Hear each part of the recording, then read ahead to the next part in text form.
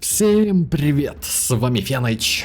Берите жирняшек под просмотр этого видео, оно обещает быть длинным и интересным. Я ввел просто тонну наработок на свой сервер. Вот самые ощутимые. Горнило истоков. Модный каталог. Торговая площадка в личном кабинете. Торговая площадка в игре. Переделанный сумеречный храм. Или храм сумерек, как вам удобней, как нравится больше. Надеюсь, я смог вас заинтересовать, и вы поставите лайк за проделанную работу. Ну а под конец видео я объявлю дату запуска ОБТ. Ну что ж, начнем мы с горнила истоков. Это достаточно большая, хотелось бы сказать, фича, но на самом-то деле это не фича, это целый игровой режим, который не пойдет в сравнение вообще ни с чем, что существовало в ПВшке вообще в принципе. Ну это лично по моим меркам. То есть никакой магистр, никакая нирвана там даже близко не стояла. Сейчас на фоне я вам продемонстрирую то, как это все устроено в игре. То есть вы попадаете на локацию, вы первого уровня. При убийстве монстров вам дают опыт специальный, который заполняет полосочку с опытом именно этого горнила истоков. И вам дают на выбор там либо атакующие скиллы, либо пассивки какие-нибудь. Для понимания, насколько сильно это все проработано, у меня присутствует на данный момент 28 атакующих умений, 62 бафа, 50 эволюций скиллов, имеется в виду, вы можете прокачать атакующие скиллы до 10 уровня, а потом выбрать какую-то адскую или райскую версию этого умения. Есть 7 карточек для миньонов, то есть вы можете призывать своих существ.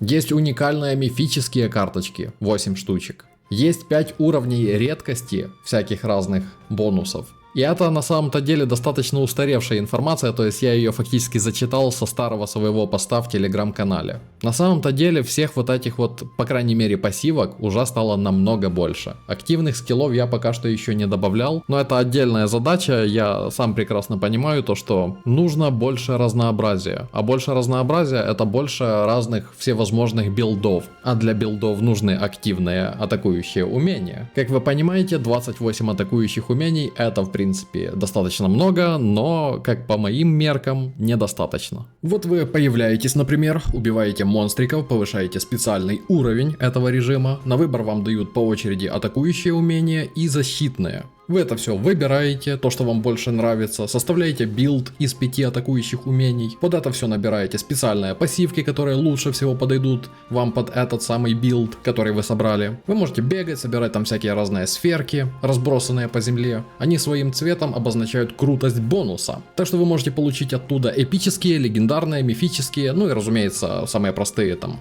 редкие и обычные бонусы. На этой локации работает книга на опыт, также разумеется само собой бонусы от Атласа. О Атласе я рассказывал в своем прошлом видео. Там есть бонусы для получаемого опыта, духа и так далее. Много разных бонусов там есть. Также работают зябики на ваши собственные скиллы и скиллы, которые вы там выбираете. Я переработал полностью уважение. Оно полностью проходится именно на этой локации. Как вы уже догадались, 99-е уважение можно пройти, закрыв все 9 волн. А на 89-м уровне вам дадут выбор пути. Выглядит он примерно вот так. Можно сразу же посмотреть все умения, определиться с выбором и после этого уже сделать свой выбор. Вот вы собираете всякие разные бонусы, повышаете уровень, держитесь как можно дольше, и у вас есть возможность выйти из локации. На 3-й минуте появляется портал. Если вы через него выходите, то вы получаете больше ресурсов. То есть вы не получаете штраф за смерть. Этот штраф распространяется только на ресурсы. На данный момент все эти бонусы, которые сейчас выдаются, они еще не в финальной версии. Так что те цифры, которые вы видите по количеству опыта, золота, серебра и так далее, это все выставлялось пока что только на глаз. И мне это еще предстоит более точечно поднастраивать. Так что, например, если вы чувствуете, что не справляетесь, не вывозите боссов, то лучше выйти через портал. Так вы получите максимальное количество ресурсов. А потом эти все ресурсы вы можете обменять на какие-нибудь расходники в специальном обменнике, который тоже пока что не до конца настроен. Он выставлен пока что по сути только для начальных уровней. Или вы можете обменять, например, на форму эти ресурсы. Только формы крафтятся с определенным шансом. Разумеется, чем больше вы продержитесь, тем больше ресурсов и само собой больше опыта, духа, серебра вы получите. Я думаю, логику вы понимаете. Также там можно фармить репутацию за убийство боссов и золото за убийство боссов. У меня на сервере будет как золото, так и серебро. Я думаю, что это достаточно интересная механика, которая спасет экономику от всяких недобросовестных игроков. По окончанию забега есть окно итогов. Вы можете посмотреть, какие вы там пассивки брали, какие активки брали, какие бонусы получали, сколько фарманули, золото, серебра, там репутации, духа, ресурсов, короче, вся статистика есть. И кроме этого всего даже присутствует летопись. Что такое летопись? По сути, это ваша история забегов. Вы можете сами посмотреть историю своих собственных забегов. Давайте теперь перейдем к модному каталогу. После моего прошлого видео со мной связался Гоша. Да, тот самый Гоша, который тоже занимается разработками серверов по Perfect World. Я думаю, вы о нем наслышаны. Возможно, не в лучшем ключе. Но этот человек обратился ко мне и сказал: а ты не хочешь случайно получить моих наработок? Я такой говорю: хочу, давай. Он взял и отдал свои наработки. Правда, у него сервер по 1.7.4, а у меня 1.7.2, так что есть небольшие отличия. Но все равно некоторые наработки я даже смог использовать для того, чтобы упростить себе жизнь в некоторых случаях. Ну и помимо этого, он предложил еще кое-что. Он предложил обменять мой гильдейский банк, который я показывал в прошлом видео, на модный каталог. И я согласился, разумеется, на это. Это очень выгодный обмен, как по мне. Мы обменялись с ним файлами. Я, правда, потом еще немножечко помучился, потому что у него 1.7.4, а у меня 1.7.2. И, соответственно, буквально за 3 дня я переделал базу данных под себя, потому что у него используется какая-то более свежая, более новая версия базы. Также там были проблемы с надеванием, одеванием предметов. И теперь у меня есть полноценный модный каталог, в котором работает абсолютно все.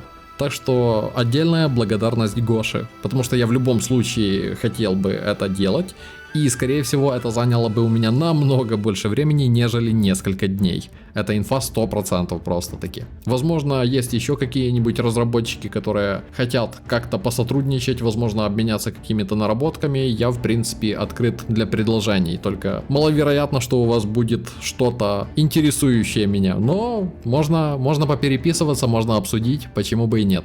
Пока тестировщики там проверяли горнило истоков, модный каталог, у меня было достаточно много времени для того, чтобы потихоньку заниматься редизайном сайта, форума, личного кабинета. Я, конечно, им на 100% еще недоволен, можно лучше, учитывая то, на что сейчас способны нейросети, я считаю, то, что можно выжать еще немножечко, но в целом выглядит уже намного лучше, чем было. Вы, в принципе, можете оценить, посмотреть там какие-то прошлые видео, посмотреть, как сейчас выглядит. К редизайну сайта форума я прикрутил еще много разных наработок, то есть, например, регистрация и авторизация через Google, Яндекс, Mail. Проделана была такая неплохая работа, но это не основное. В личном кабинете появился Marketplace, и в этом Marketplace можно торговать предметами, можно торговать аккаунтами, и торговать можно как за донат-валюту, так и за реальные деньги. Правда, платежные системы я пока что еще не подключал, потому что, мне кажется, рановато. Ближе к началу ОБТ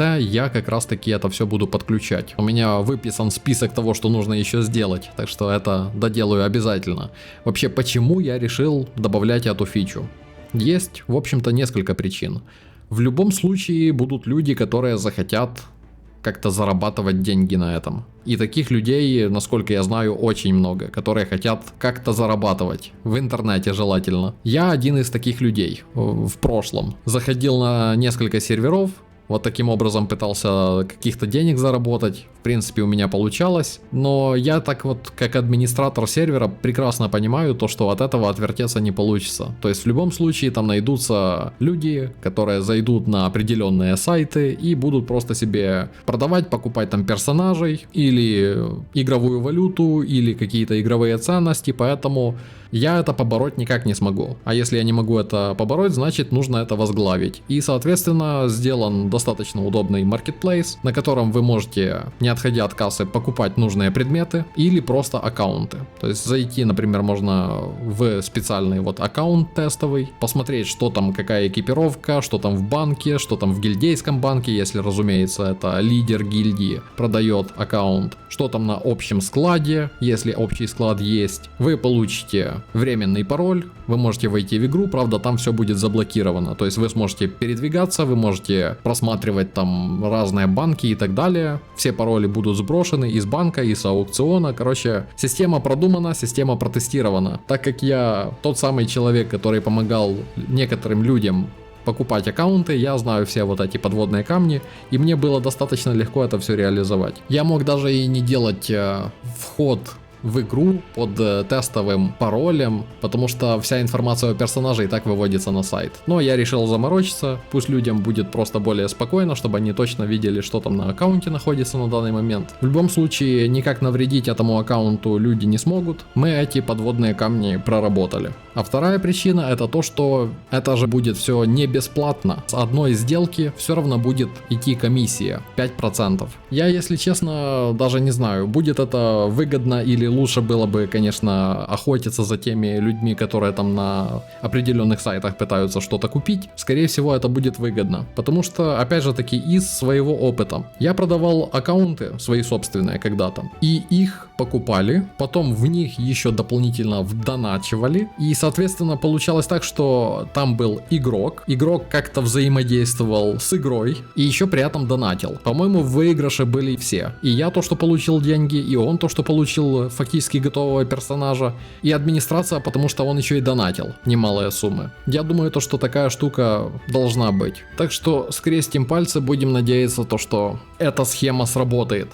Ну а мы, пожалуй, вернемся в игру. Я вам уже рассказывал о летописи, это по сути ваша собственная история забегов в горнило истоков. Но кроме летописи существует еще рейтинг. Я вам показывал когда-то у себя в телеграм-канале, как выглядел рейтинг. И если честно, то меня он не сильно-то устраивал. Плюс, если бы я захотел попытаться вот добавить туда какие-то новые системы, то это вызвало бы целую кучу гемора, поэтому я переделал рейтинг полностью. Ну как полностью? То есть клиентскую часть пришлось немножечко переделать. В рейтинге есть вкладка горнила истоков. А кроме этого 1 на 1, арена 3 на 3, также общий рейтинг. Короче, все старые вкладочки остались на месте. Плюс прокачал эту всю систему, и оно выглядит теперь намного лучше. Также есть регистрация на ивенты разные, то есть отдельное окошечко. Тут вы можете регистрироваться на те самые арены 1 на 1, 3 на 3. А также на горнило истоков. Вы можете бегать туда в соло, вы можете собирать свой собственный отряд там из 2 человек, например, или из 3 и заходить в таком отряде. Или вы можете просто встать в поиск людей дополнительных и бегать с кем-то. Перейдем к следующей вкладочке, а именно статистика ГВГ. Что самое смешное, эта статистика заняла у меня практически сутки. За сутки я сделал полностью от и до эту всю систему. Я начал, по-моему, что-то в районе 8 вечера, а закончил потом где-то в 2 или в 3 часа ночи. Но, разумеется, я еще ложился спать. Тут есть, в общем-то, вся нужная информация, кто там хилил, в каких количествах хилил, кто убивал, какие там ассисты есть, по уничтоженным башням, по хп кристалла. Есть даже отдельная вкладочка с всякими разными ачивками. Короче, по-моему, достаточно прикольная штука получилась. Ну и, по-моему, последнее, что я делал из таких вот моих кастомных окон, это как раз таки торговая площадка в игре. В эту торговую площадку выводятся все комиссионные магазины, также все платные торговые коты. Бесплатные торговые коты туда не попадают. Вы можете находиться совершенно на других локациях, покупать эти все предметы, продавать там, выставлять что-то на продажу, есть история, есть сортировки всякие разные, все удобства присутствуют. Ну и раз мы так вот заговорили о моих кастомных окнах, то скажу еще несколько слов о Атласе. Атлас был достаточно серьезно прокачан, то есть появилась вкладка для второго профиля. Она покупается за донат, если что. Появилась возможность сбрасывать по-нормальному, по-человечески то, что вы уже прокачали. Появилась возможность получать очки для этого самого Атласа, потому что раньше для этих тестовых режимов не нужно было это все. Также сам Атлас был расширен. Я добавил туда несколько пассивок для горнила истоков и одну пассивочку для храма сумерек, они же иксы. Но к иксам мы еще вернемся чуть попозже. Это отдельная тема для разговора. Не помню, говорил или нет, но в Атласе есть теперь еще и возможность вставлять камни. Я добавил несколько камней, по сути пока что они тестовые. Там, например, дает плюс 1 интеллекта, плюс 1 выносливости и так далее. Ну, все 4 характеристики. В будущем можно будет изобретать велосипед и придумывать какие-то интересные характеристики для этих вот камней. Ну или не просто характеристики, а что-то этакое. Тут уже ограничение только на полет фантазии. Чуть не забыл то, что касается Атласа. Прокачка происходит Атласа не только за то, что вы находите там определенные точки, но и за прохождение уважения и за убийство боссов в храме сумерек. Но только определенных боссов, с которых падают золотые ресурсы. То было бы слишком жирно выдавать очки за убийство абсолютно всех боссов. В общей сложности сейчас, на данный момент, можно получить 80 очков, если вы пройдете вообще все. Как вы понимаете, придется думать, что прокачивать в Атласе. Давайте перейдем к храму сумерек. Раньше в одном NPC можно было призвать иногда 2, иногда 3 босса. На данный момент я радикально переделал всю эту систему. То есть сейчас один призыватель, один босс. Это сделано все не просто так. Все эти вот призыватели имеют внешность боссов. Но не огромную их версию, а просто уменьшенную. Пришлось немножечко заморочиться, и теперь большинство боссов это маленькие крохотные такие боссики размером, ну, чуть больше, чем персонаж. Если вы, например, кликните на призывателя, то там будет возможность просмотра дропа самого босса, который призывается через этого самого призывателя. Но, помимо этого, вы можете просто нажать клавишу M. Откроется карта.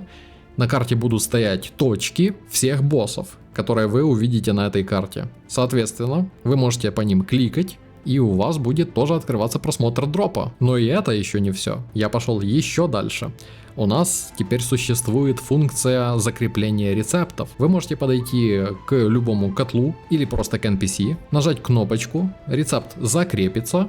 И на данный момент пока что закрепляются все рецепты, но показываются на карте только ресурсы с храма сумерек. Вы открываете журнал заданий, выбираете рецепт, например, нажимаете кнопочку «Карта», и у вас открывается моя новая кастомная карта, на которой сразу же видна вся локация стартовая от начала и до конца. Также есть все точки с боссами и подсвечены именно те, которые вам нужны, именно по этому рецепту. Это пока что только первые наработки, в будущем я думаю то, что можно будет добавить туда каких-нибудь фильтров, например, чтобы не показывала мелкие там всякие ресурсики. Также можно будет добавлять другие карты. И если через журнал заданий можно вот выбрать рецепт, нажать на карту и покажет вам именно тех боссов, которые вам нужны по этому рецепту, то через клавишу M вам будут подсвечиваться вообще все боссы, которые нужны вам по всем рецептам. И даже есть подсветка нужных ресурсов, так что вы с этим всем не ошибетесь.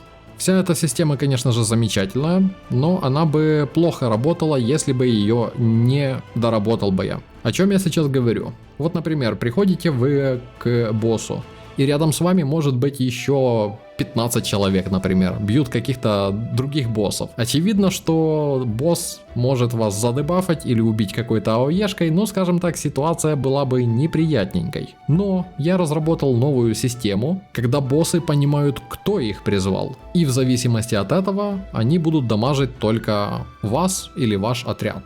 Соответственно, люди, которые будут пробегать рядом, не могут вас бафать, не могут вас хилить, не могут дебафать босса до тех пор, пока вы не возьмете их в отряд. Если же вы, например, в соло будете бить босса, и вам кто-то кинет отряд, после принятия такого отряда ваш босс просто пропадет. То есть сработает логика примерно такая же, как работает в других каких-то подземельях. То есть в других подземельях данж просто сбросился бы, а здесь просто сбросился бы босс. Но в тот же момент, если бы приглашение в отряд отправил именно тот человек, который призывал босса, там уже начинает работать и хил, и бафы, и дебафы, и АОЕ урон от боссов. Короче, полностью весь функционал начинает работать. Так как это все-таки открытая локация, и рядом с вами могут находиться другие люди, поэтому я думаю, без этой системы было бы, крайне некомфортно. По умолчанию в 1.4.6 версии, насколько я себе представляю, существовали коробочки.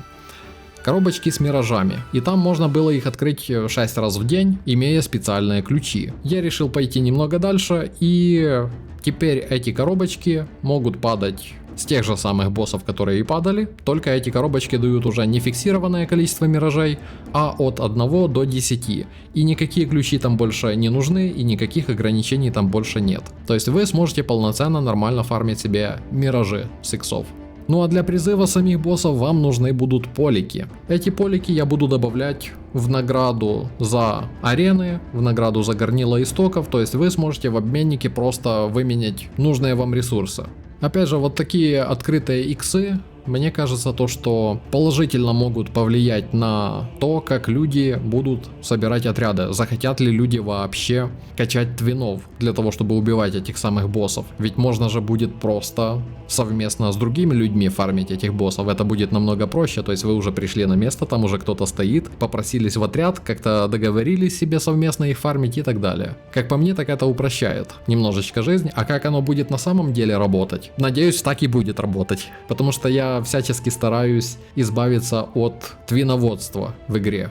Также у меня есть одна интересная секретная наработочка. Никто не знал, но все это время, оказывается, у администраторов разных серверов была система ботов. Я об этом узнал, когда начал углубляться в разработку. И оказалось то, что эта бот-система может там и квестики проходить, и персонажей заводить, и чего она только не умеет делать. И эту бот-систему я даже попытался частично использовать для того, чтобы вот эту вот торговую лавку потестировать. То есть нейросеть смогла читать и логи, смогла и просматривать, что там реально в игре происходит. Достаточно мощная штука, хочу я вам сказать, для тестирования. Также можно через эту же систему ботов добавить нейронок, и они будут вместе с вами бегать, играть или против вас играть на каких-нибудь аренах. Короче, есть пространство для маневра. Как по мне, так это звучит достаточно интересно. Захотели кого-то понагибать?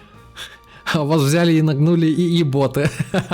Ладно, шучу. Посмотрим, до чего дойдет прогресс. Я эту систему пока что еще не развивал. Оставим это на будущее. В прошлый раз, когда я записывал видео, я так сильно намучился с окном игры. Управлять окном Perfect World, то есть растянуть его как-то, выставить определенные там соотношения сторон и так далее, ну, достаточно непросто. Это нужны специальные отдельные какие-то программы, которыми я раньше пользовался для того, чтобы это окно выставить так, как было нужно мне. И после того, как я записал прошлое видео, я как раз таки решил это все исправить. Теперь у меня окно при дабл-клике на само окно может занять полностью все пространство, можно уменьшать окно, можно увеличивать окно, растягивать, и все это работает замечательно. Также еще вот недавно делал небольшую наработочку по тому, чтобы на панели пуска можно было переставлять местами окна игры. Вспоминаю раньше, когда играл на разных там серверах, и мне говорили на стримах: так возьми просто крестик, нажми, потом разверни, и оно будет у тебя там, где тебе нужно. И почему-то люди забивали болт на это все, но тут мне недавно тестировщики сказали: а почему ты этого не сделаешь? Я такой: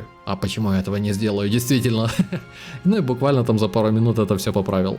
Кстати говоря, у меня даже есть некоторые наработки, которых даже еще тестировщики не видели. У меня было 2 дня с 28 по 30 число до окончания подписки. И я даже не знал, чем себя озадачить. А потом просмотрел некоторые задачи, которые у меня там висели, и я решил по-быстренькому сделать почту на 6 предметов. И в принципе это без проблем сделал. И кроме этого, я очень давно мечтал сделать одну штуку. Я даже, если честно, не хотел вам рассказывать об этом, но надеюсь, те люди, которые досмотрели сейчас до этого момента, те люди будут вознаграждены этими знаниями. Короче, я же большой любитель, когда-то был, линейки, хроники Интерлюд, если что. И, соответственно, там с оружием была связана одна интересная штука. То есть, когда вы затачивали оружие, оно меняло цвет. Но в Perfect World какая-то своя система отдельная. Все пушки подсвечиваются. И каждая пушка подсвечивалась по-своему. Никакой логики, никакого смысла в этом не было. Ну просто вот красивая подсветка и все. И мне так сильно этого не хватало на самом-то деле. Поэтому я только частично пока что сделал систему, которая, опять же таки, пока что криво выглядит, но при заточке, например, +1 у вас будут пушки светиться, например, там зеленым, вплоть до +12 там уже красным. И, соответственно, вы можете выключать стильные пушки через настройки и видеть, какая заточка на оружии у конкретного игрока. Это фишка из линейки.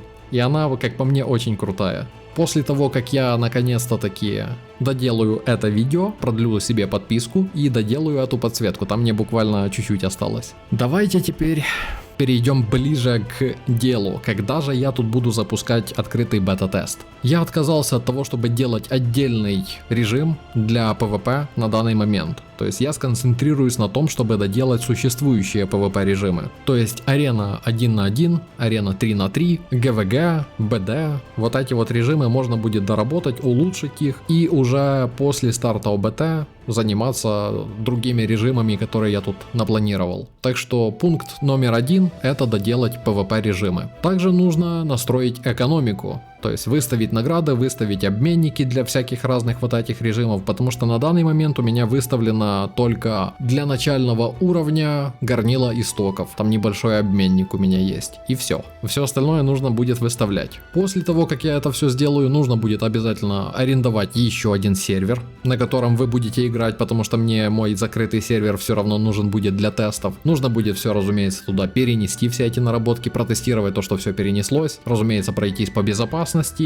Короче, много разных подводных камней там. Но это делается относительно быстро. Буквально, я думаю, за несколько дней справлюсь. Само собой, нужно будет обновлять еще плагины на сайте, на форуме. Ненавижу эту идиотскую систему, если честно. Но без этого никуда. Опять же таки, после обновления, возможно, сломаются какие-то дизайны, и мне придется снова там ковырять их. Хотя я там уже частично поправил это, чтобы не страдать каждый раз. Но, короче, на это тоже может пойти какое-то время. Я могу даже назвать точное число. Точное, но не точное. Короче, я бы ориентировался на 3 июля, то есть 7 месяц. То есть тут осталось, ну, наверное, уже на момент выхода видео ровно месяц. Успею ли я? Честно? Не знаю.